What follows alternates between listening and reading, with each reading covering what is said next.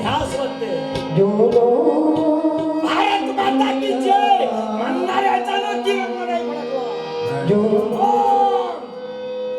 भारत माता की जय असं म्हणणाऱ्याचा तिरंगा नाही फडकला.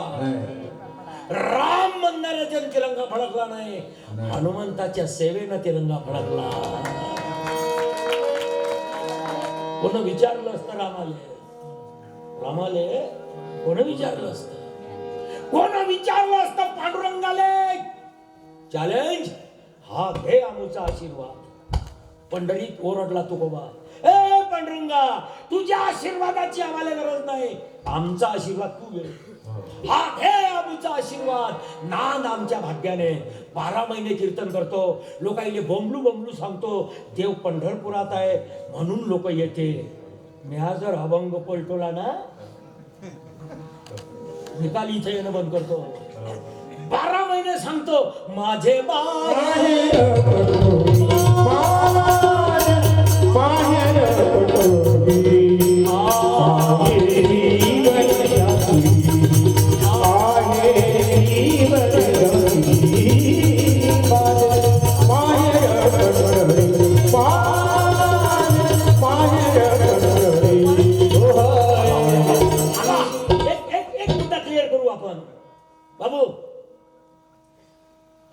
हा उत्सव फार जुना आहे.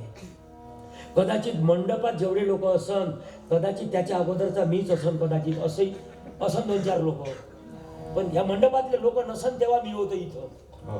हे खरं आहे बरं. मग लग्नाच्या अगोदर 3 कीर्तन झाले माय इथं. लग्नाच्या अगोदर किती? 3. लग्नाच्या अगोदर वसंतदास महाराज होते कीर्तनात. वसंतदास महाराज नाव येतो तुम्ही टाळी वाजून द्या त्याच्या नावाची. कीर्तनाले होते आमच्या.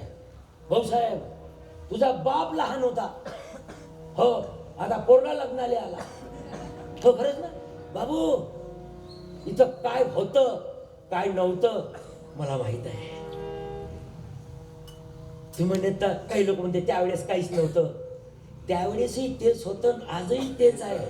ते जे त्यावेळेस होतं ते आहे, त्यावेळेस जे होतं ते आजही आहे, ते नित्य आहे. आणि जे दिसते ते आज आहे उद्या नाही आहे. भाऊसाहेब समजून घ्या. बाप मेल्यावर पोरगा काय देते? पाहून देते. डबल येते म्हणून देते. आले नसते ना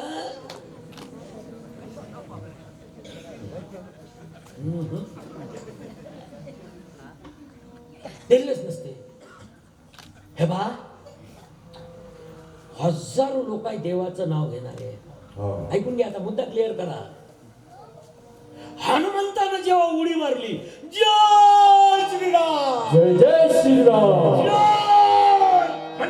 जय जय श्रीराम, जय जय श्रीराम. 3 वेळा जर असं म्हटलं माय सिझरिंग करायची गरजच नाही. खरं बोलतो. जय श्रीराम आडवं येते बघा.